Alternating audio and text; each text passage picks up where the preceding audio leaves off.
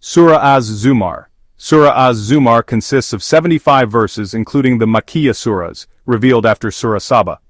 It is called Az-Zumar, which means troops because of Az-Zumar's words found in verses 71 and 73. In these verses, the condition of humans on the Day of Judgment is explained after they have been reckoned with. At that time, they will be divided into two groups. One group will be taken to hell, and another group will be taken to heaven. Each group will receive a reward for what they did in the previous world. This chapter is also called al-Ghuraf, or chambers, because of the words Ghuraf found in verse 20, which explains the condition of the rooms in heaven that those who are devout will get. The main contents of Surah Az-Zumar. Sincerity in worshipping Allah. It is mentioned in Surah Az-Zumar verses 1 to 4. The Qur'an was revealed by Allah, the most mighty and most wise. The Qur'an was given to the Prophet Muhammad by right so that the people were commanded to worship Allah sincerely. Only to Allah is religion pure, and Allah will decide disputes between those who associate partners with Him. Allah will not give guidance to liars and very disbelievers. If Allah wishes to have children, He will choose according to His will from His creation, because He is almighty and all-conquering. Proof of the oneness of Allah. It is stated in Surah Az-Zumar, verses 5 to 6. Allah created the heavens and the earth with truth, regulates the change of night and day, and controls the movement of the sun and moon according to the specified time. Allah also created humans from one soul. Adam created his mate, and sent down 8 pairs of livestock for humans. Humans were created in the mother's womb in clear stages, in 3 darknesses. All these are the deeds of Allah, the Almighty, the Forgiving, besides whom there is no God. So why do you turn away from the truth? Allah's needlessness of His servants. It is mentioned in Surah Az-Zumar verses 7 to 9. These verses convey that Allah does not need the disbelief of humans and does not approve of the disbelief of His servants, but He approves of gratitude. Every person is responsible for the sins they commit, and in the end, they will return to God who knows all that is hidden in the heart. Humans often forget Allah when given blessings, and even make partners for Him. The Prophet Muhammad was asked to inform that disbelief only provides momentary pleasure, while in the end, it will lead to hell. The question was asked about who is more fortunate, the polytheists or people who worship with fear and hope in Allah. Only people with common sense can understand and accept the lessons from this comparison. Differences between believers and infidels. It is mentioned in Surah Az-Zumar verses 10 to 16. These verses call for faithful servants to fear their God, because people who do good in the world will get good, and only those who are patient will get unlimited rewards. The Prophet Muhammad was asked to worship Allah sincerely and be the first person to surrender to Him, for fear of punishment on the Day of Judgment if he disobeys God. Only Allah does he worship sincerely, while ordering polytheists to worship other than Him is a real loss. Allah scares His servants with the threat of doom, so they are advised to fear Him. People who receive God's guidance. It is mentioned in Surah Az-Zumar verses 17 to 21. These verses convey that those who stay away from worshipping other than Allah and return to Him will receive good news, and those who listen and follow the best words are those who are guided by Allah. Prophet Muhammad was asked whether he could change the fate of people who were already destined for punishment, but only those who fear their Lord will get heaven with all its pleasures, according to the promise of Allah which will definitely not be broken. Allah showed signs of His power through the rain that falls from the sky, which flows to become a source of water on earth, which then fertilizes plants with various colors before finally withering and being destroyed, as a lesson for people of sound mind. The Qur'an is a guidance for mankind. It is mentioned in Surah Az-Zumar verses 22 to 26.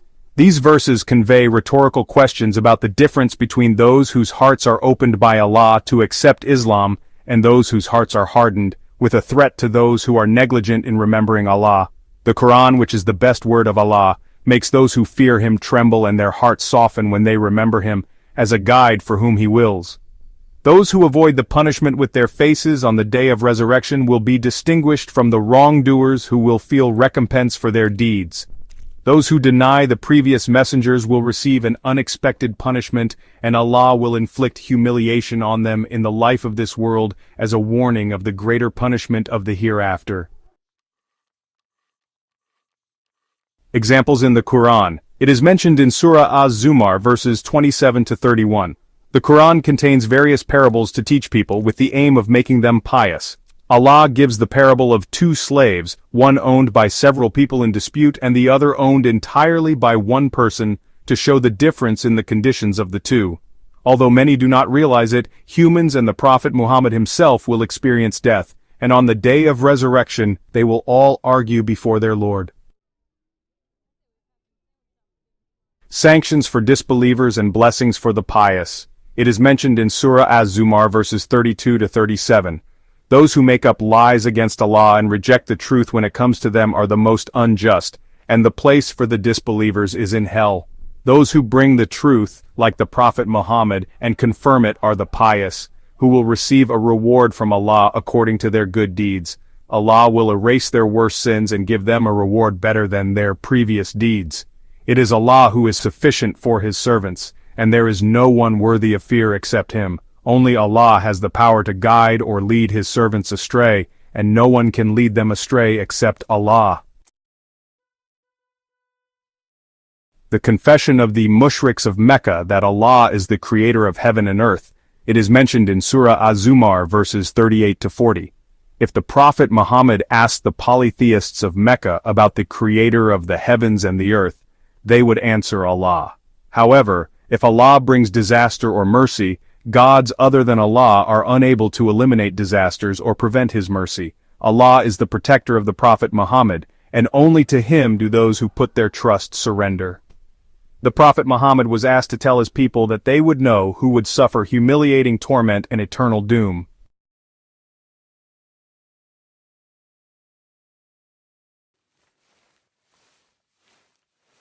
The revelation of the Qur'an by Allah. It is mentioned in Surah Az-Zumar verses 41 to 44. The Qur'an was revealed to all mankind with the truth, where the guidance and misguidance of each individual is his own responsibility. Allah regulates human death and holds back life at the time of death, showing His power for those who think. Help belongs only to Allah, to whom belongs the kingdom of the heavens and the earth, and to Him all will return. Bad attitudes of people who do not believe in the hereafter. It is mentioned in Surah Az-Zumar, verses 45 to 48. These verses show that people who do not believe in the hereafter feel annoyed when only the name of Allah is mentioned, but rejoice when the names of worship other than Allah are mentioned. The Prophet Muhammad was asked to pray to Allah as the creator of the heavens and the earth, who knows all that is unseen and visible, and decides disputes between His servants. The wrongdoers, even if they had all the riches of the world, would not be able to redeem themselves from the evil punishment on the day of resurrection. They will clearly see the punishment from Allah that they never expected, as well as the ugliness of their actions in the world, which will bring about the punishment that they have always ridiculed. Human tendency to be arrogant. Mentioned in Surah Az-Zumar verses 49 to 52. These verses illustrate that when humans are struck by disaster, they pray to Allah, but when given blessings, they consider it the result of their own intelligence without realizing that it is a test. People before them have also experienced similar things, but their efforts were useless. As a result of the evil they did, they will be struck by disasters that they cannot escape, as a consequence of their unjust deeds. Allah is the one who determines sustenance for whom He wills, and the signs of His power are clearly visible to the believers. Prohibition of despairing from Allah's mercy. Mentioned in Surah Az-Zumar verses 53 to 55. These verses call on Allah's servants who exceed the limits and wrong themselves not to despair of Allah's mercy, because Allah is oft forgiving and most merciful. They are asked to return to God and surrender to Him before the punishment comes, because after that there will be no help. It is recommended to follow the Qur'an well before the punishment arrives suddenly without realizing it. No regrets in the future. It is mentioned in Surah Az-Zumar verses 56 to 61. These verses describe various reasons that cannot be used as excuses before Allah on the Day of Judgment. such as regret for negligence in worship, hope for guidance after seeing the punishment, or the desire to return to the world to do good. However, in reality, the verses of Allah have come but many people deny them, boast, and are among the disbelievers.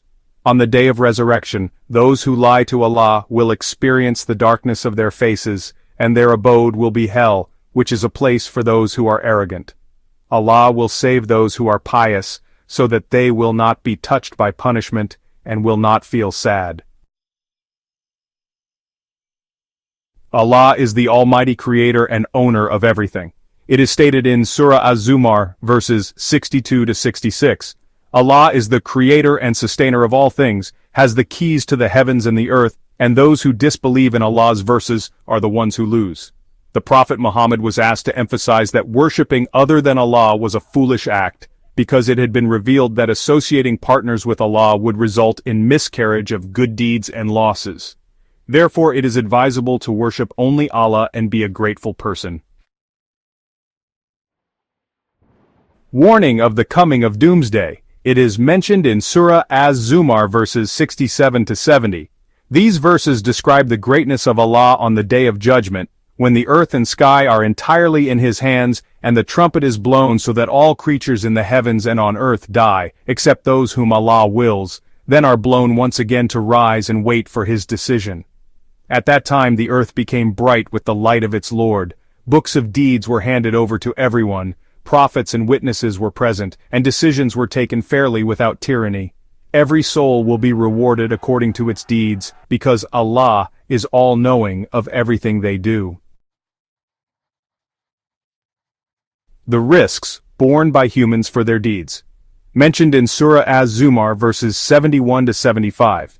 These verses describe the fate of the disbelievers who are led to hell in groups, where the doors are opened and the guards ask whether the messengers have come to warn them, but the punishment still befalls them. Meanwhile, the pious will be led to paradise in groups, greeted with greetings and safety, and praised because Allah has fulfilled His promise and given paradise as a reward for their good deeds. Angels glorify the throne, praising their Lord, and decisions between all creatures are taken fairly, while saying praise to Allah, the Lord of the worlds. Conclusion of Surah Az-Zumar. From Surah Az-Zumar we can learn that the Qur'an is the most perfect guidance for humans.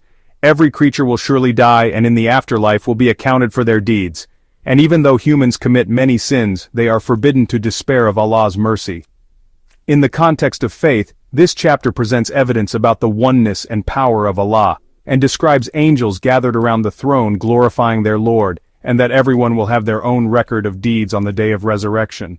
This chapter also emphasizes the importance of purifying obedience to Allah, and forbids despairing of His mercy. In addition, this chapter reflects the nature of polytheists in happy and difficult times, provides parables in the Qur'an and their benefits, and describes the awesomeness of the day of resurrection, the difference in expression between polytheists and believers on that day. Finally, this chapter promises forgiveness for those who are guilty if they repent.